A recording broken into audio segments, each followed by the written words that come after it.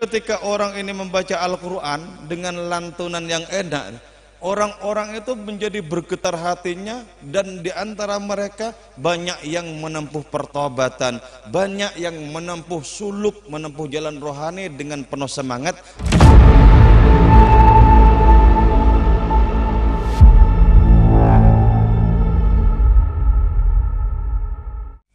Pada kesempatan kali ini kita melanjutkan kajian kitab Burdah, yaitu sebuah kitab yang terdiri dari puisi-puisi maddah atau puisi puji-pujian untuk Kanjeng Rasul, sekaligus berisi untayan-untayan biografi beliau. Dengan menyelami kitab Burdah ini, kita berharap untuk bisa merasakan percikan-percikan rohani beliau di dalam kehidupan ini, sehingga kita memiliki adanya langkah-langkah rohani yang tersambung dengan langkah-langkah rohani beliau, sehingga kita berkesempatan untuk menjadi makmum-makmum hakiki dalam kehidupan ini bagi beliau. Sekarang kita akan berbicara tentang adanya kemukjizatan paling spektakuler yang diterima oleh Nabi kita. Itulah kemukjizatan yang berupa Al-Quran. Ketika mukjizat-mukjizat yang lain terbenam bersama sejarah, mukjizat yang satu ini senantiasa bisa kita saksikan hingga hari ini, yaitu adanya himpunan ayat-ayat Allah Ta'ala di dalam Al-Quran. Sebuah bait dalam kitab Burdah menyatakan, ayatu haqqin minar rahmani muhdatsatun qadimatun sifatul mausufi bil qidami sallallahu alaihi. Ya. Ayatu haqqin, ayat-ayat yang merupakan ungkapan dari kemahabenaran Allah Subhanahu wa ta'ala. Keagungan-keagungan Allah lewat kalam-kalamnya yang diturunkan kepada nabinya itu sesungguhnya muhdatsatun minar rahman, itu dimunculkan oleh Allah Subhanahu wa ta'ala dari dirinya yang maha pemurah. Jadi sebagaimana Nabi Muhammad itu melesat dari Allah Subhanahu wa ta'ala sebagai al-haqiqatul Muhammadiyah, maka demikian pula firman-firmannya di dalam Al-Quran itu. Nah, sebenarnya Al-Quran itu dihidangkan kepada kita umat Kanjeng Rasul itu sesungguhnya agar kita bisa berkomunikasi, bisa berdialog dengan Allah Subhanahu wa ta'ala. Jadi yang pertama, Al-Quran adalah sebagai sarana dialog dengan Allah Ta'ala.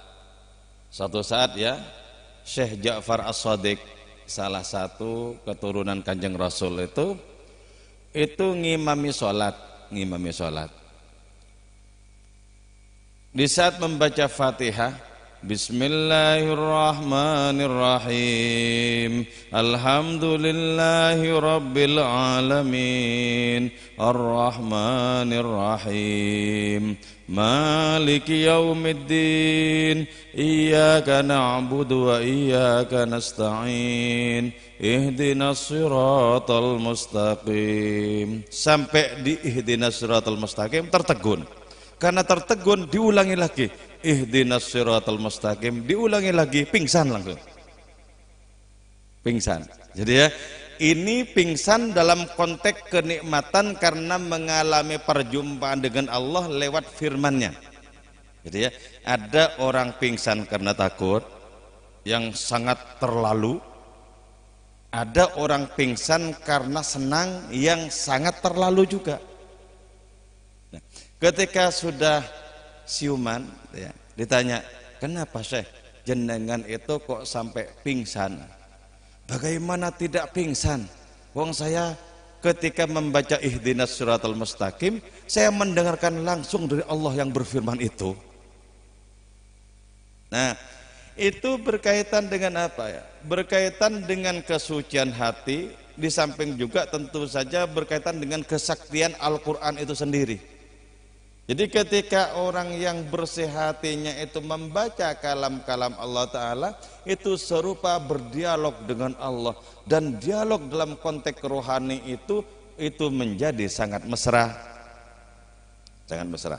Oke, yang pertama sarana dialog. Terus yang kedua, Nabi kita pernah bersabda bahwa Al-Quran itu merupakan hidangan rohani dari Allah.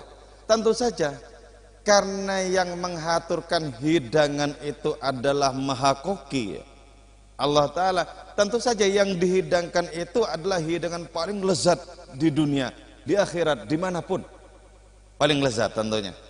Nah, maka kita mesti berjuang agar sampai kepada lezatnya membaca Al-Quran itu,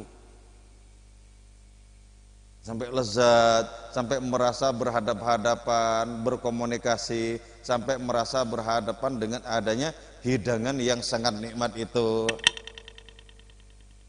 Jadi ya, ayatu hakin minar rahmani muhdatsatun.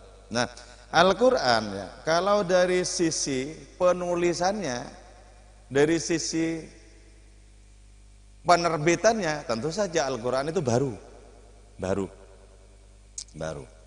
Tapi dari sisi makna itu qadim. Qadim itu tidak didahului oleh tidak ada. Memang dari sananya sana ya ada. Jadi makanya tidak ada istilah pertanyaan kapan bagi firman-Nya Allah Ta'ala. Kapan? Enggak ada. Sebab kapan itu merupakan pertanyaan yang tertuju kepada peristiwa-peristiwa yang baru. Itu kapan? Kapan dia lahir? Itu menunjuk kepada peristiwa yang baru. Sementara firman Allah yang qadim itu tidak bisa kita hadapi dengan adanya pertanyaan kapan, itu tidak bisa. Qadim. Jadi ketika diterima oleh Kanjeng Rasul, beliau tidak menerima himpunan huruf, beliau juga tidak menerima dengung-dengung suara, langsung tercetak sebagai pemahaman di dalam diri Kanjeng Rasul. Ketika dibacakan oleh Kanjeng Rasul dan dihafal oleh para sahabat, nah ketika dibacakan itulah itu yang disebut sebagai pembaruan. Itu untuk pertama kalinya disebut sebagai baru. Maknanya qadim. Ungkapannya juga qadim sebelum dilisankan oleh Kanjeng Rasul. Itu qadim. Jadi dengan demikian ketika kita membaca Al-Quran, sesungguhnya kita sedang menyelusuri dimensi-dimensi kekodiman diri kita sendiri. Sebab kata Sayyidina Umar, kita ini adalah makhluk yang bisa disebut qadim, bisa juga disebut baru. Disebut baru berkaitan dengan adanya kelahiran kita. Disebut qadim berkaitan dengan gambaran kita di dalam Allah, ide tentang diri kita di dalam Allah Ta'ala. Itu tidak ada awalnya itu. Tidak ada awalnya. Jadi ayatu hakin minar rahmani muhdatsatun qadimatun. Jadi dengan demikian, apa yang perlu kita sadari dengan membaca Al-Quran itu adalah bahwa dimensi kekodiman kita itu bisa berjumpa dengan dimensi kekodiman Allah Subhanahu wa Ta'ala lewat bacaan-bacaan kita terhadap Al-Quran. Coba baca dengan tartil, ya, dengan enak, itu seperti hidangan betul itu. A'udzu billahi minasy syaithanir rajim. Bismillahirrahmanirrahim. والسماء ذات البروج واليوم الموعود وشاهد ومشهود قتل أصحاب الأخدود النار ذات الوقود إذ هم عليها قعود وهم على ما يفعلون بالمؤمنين شهود. Ini kalau diresapi ya, diresapi itu bisa menjadi kenikmatan rohani tersendiri. Apalagi kalau yang baca itu murni karena Allah Subhanahu wa taala, maka itu juga bisa mempengaruhi pendengarnya. Ada seorang sufi ya, dalam kitab Nafaat itu di situ dituturkan bahwa si sufi ini pernah berdoa dan doanya dikabul. Ya Allah, kata sufi itu, ketika aku membaca Al-Quran, tolong siapapun yang mendengarkan bacaan Quranku hatinya tergetar. Nah, dan ini dikabul oleh Allah Ta'ala. Sehingga ketika orang ini membaca Al-Quran dengan lantunan yang enak, orang-orang itu menjadi bergetar hatinya, dan di antara mereka banyak yang menempuh pertobatan, banyak yang menempuh suluk, menempuh jalan rohani dengan penuh semangat lantaran mendengarkan bacaan lantunan Al-Quran itu. Jadi karena itu kita perlu semarakkan kembali tentang Al-Quran sebagai adanya hidangan itu.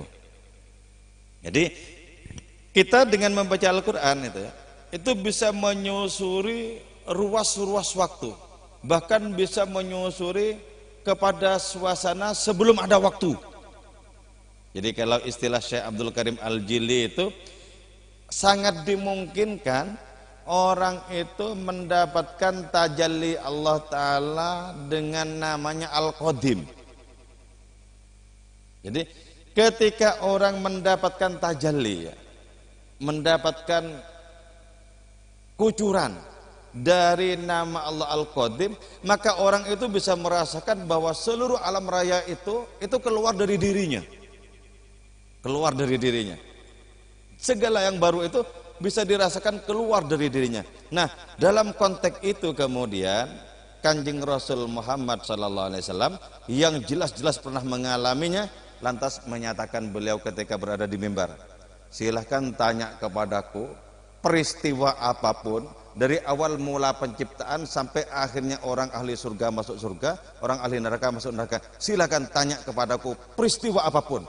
Misal tanya di tahun 1 ada apa, di tahun 2 atau sebelum ada tahun, semuanya itu bisa dengan detail diungkapkan. Kenapa? Beliau itu mendapatkan tajalli nama Allah Al-Qadim.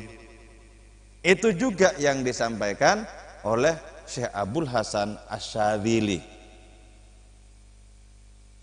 Jadi karena itu Al-Quran itu adalah jalan yang sangat efektif untuk bersua dengan Allah Ta'ala. Sangat efektif. Karena sebenarnya ya, walaupun Al-Quran itu merupakan petunjuk bagi manusia, sejatinya Al-Quran itu merupakan biografi Allah Ta'ala. Jadi karena itu kalau ingin berkenalan lebih lanjut dengan Allah Ta'ala, baca Quran. Lebih detail lagi berkenalan dengan Allah Ta'ala, baca tafsir-tafsir yang tak terhingga itu. Setiap tafsir memiliki hal-hal yang mengagumkan. Baca tafsir-tafsir itu ya. Ternyata apa? Ketika baca tafsir-tafsir itu semua ternyata tidaklah finish, tidaklah final. Ditambah lagi ribuan tafsir, firman Allah Ta'ala masih membuka ruang untuk adanya penafsiran-penafsiran yang lain. Jadi betapa sangat pemurah Allah Ta'ala dengan menurunkan adanya firman-firmannya itu. Dan itu bisa kita nikmati hingga hari ini. Bisa kita nikmati. Kalau tidak kunjung kita menikmati, banyak-banyaklah kita berusaha untuk membersihkan hati. Kalau hati sudah bersih, dan karena itu merupakan hidangan dari Allah Ta'ala, pastilah nikmat rasanya, lezat rasanya. Jadi ini yang mengherankan ya. Bagaimana sesuatu yang qadim itu, yang tidak didahului oleh waktu itu, dihidangkan oleh Allah Ta'ala di dalam kehidupan yang fana ini loh. Jadi itu begitu sangat pemurahnya Allah. Itu menunjukkan betapa kemurahan Allah Ta'ala itu tak terkira-kira. Jadi Allah Ta'ala dengan firman-Nya itu, agar firman-Nya bisa dipahami, dalam tanda kutip Allah itu merendah loh, merendah agar bisa dipahami. Kalau tidak merendah ke dalam kemampuan pemahaman manusia, maka tidak mungkin ada satu orang pun yang bisa paham firman Allah Subhanahu wa taala. Gak mungkin. Jadi Allah itu berfirman sesuai dengan kapasitas manusia untuk bisa memahaminya. Tapi memahaminya tidak sembrono, ada ilmunya, ada seluk-beluknya, tidak sembrono, tidak asal-asalan. Ini harus yang kompeten, yang turun tangan untuk menjelaskan firman ini artinya apa, firman itu artinya apa. Harus ditelusuri ke dalam kitab-kitab tafsir. Terjemahan semata-mata tidak bisa kita pakai untuk menarik kesimpulan. Tidak bisa. Jadi yang qadim itu dihidangkan di tengah makhluk-makhluk yang baru. Dihidangkan. Begitu Allah Subhanahu wa taala itu begitu legowo untuk menyambangi makhluk-makhluknya yang terbatas, yaitu manusia itu. Tapi walaupun begitu ya, tetap ciri kemutlakannya yang tak terpahami itu ada. Jadi karena itu ya, ada apa yang disebut sebagai ayat-ayat mutasyabihat ya.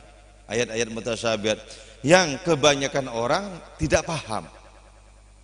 Tidak paham. Walaupun para ulama sufi memberikan penafsiran terhadap ayat-ayat mutasyabihat itu ya, misalnya kepada ayat-ayat muqatta'ah, ayat-ayat yang terdiri dari potongan huruf itu ya. Yasin misalnya. Hamim ain sin qaf kaf ha ya ain shad. Walaupun ulama-ulama sufi itu menerjemahkan adanya huruf-huruf muqatta'ah itu, tapi itu tidak menunjukkan adanya kepastian. Artinya apa? Hanya itu maknanya. Tidak menunjukkan bahwa hanya itu maknanya. Misal ya, di dalam menerjemahkan Yasin ya, Ibnu Arabi itu menyebutkan bahwa ya itu adalah singkatan dari Al-Hadi. Hadi, jadi diambil huruf paling belakang, ya itu Al-Hadi. Sin itu salam. Kata Ibnu Arabi, siapa orang yang menjadi duta petunjuk Allah pasti orangnya itu damai. Gak mungkin muring-muring, gak mungkin sembrono. Jadi orang yang dimaksudkan tadi Hadi dan salam itu Rasulullah. Jadi nama Al-Hadi itu satu sisi namanya Allah Ta'ala, sisi yang lain namanya Kanjeng Rasul. Salam di satu sisi namanya Allah Ta'ala, di sisi yang lain namanya Kanjeng Rasul.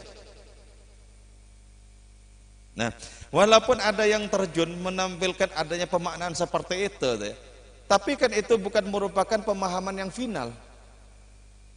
Sebab apa? Pemahaman Al-Quran yang final itu hanya ada di Allah Subhanahu wa Ta'ala.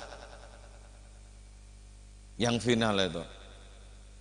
Sebab sabda Kanjeng Nabi, Al-Quran itu terdiri dari dimensi zahir dan dimensi batin. Kata para ulama sufi, dimensi zahirnya itu adalah tafsir, dimensi batinnya itu adalah takwil. Dan tidak ada yang betul-betul bisa menghatamkan Al-Quran sebagaimana yang dimaksudkan oleh Allah Subhanahu wa Ta'ala. Jadi karena itu sampai kapanpun Al-Quran itu terbuka bagi adanya penelusuran pemaknaan. Terbuka. Terbuka begitu. Jadi karena itu ya, setiap sastrawan di zaman Kanjeng Rasul yang coba-coba untuk mengadu karyanya dengan Al-Quran, di awal mereka mendengarkan ayat langsung tumbang. Mendengarkan ayat langsung tumbang. Mereka rata-rata bilang, kalau ini bukan karya manusia pasti ini karya Tuhan semesta alam, firman Tuhan semesta alam.